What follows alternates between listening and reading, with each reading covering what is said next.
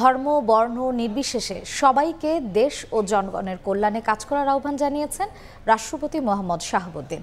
তিনি বলেন, বৈষম্যহীন ও ন্যায়ভিত্তিক রাষ্ট্র প্রতিষ্ঠায় সাম্প্রদায়িক সম্প্রীতির বন্ধনকে আরও মজবুত করতে হবে। দুপুরে বঙ্গভবনের দরবার হলে খ্রিস্টান সম্প্রদায় সংবর্ধনা অনুষ্ঠানে যোগ দেন রাষ্ট্রপতি ও তার সহধর্মিণী।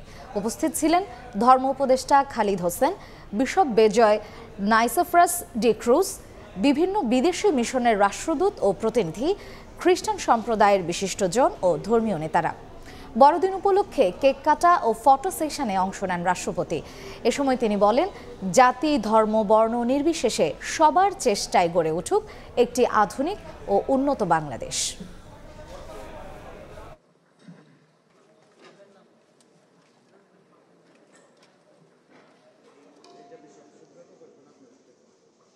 ধর্ম বর্ণ নির্বিশেষে সকলকে দেশ ও জনগণের কল্যাণে কাজ করতে হবে।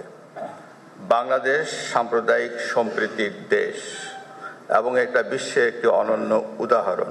একটি বৈষম্য ও দুর্নীতিমুক্ত এবং ন্যায়ভিত্তিক রাষ্ট্র প্রতিষ্ঠায় সাম্প্রদায়িক সম্প্রীতির বন্ধনকে আরও মজবুত করতে হবে।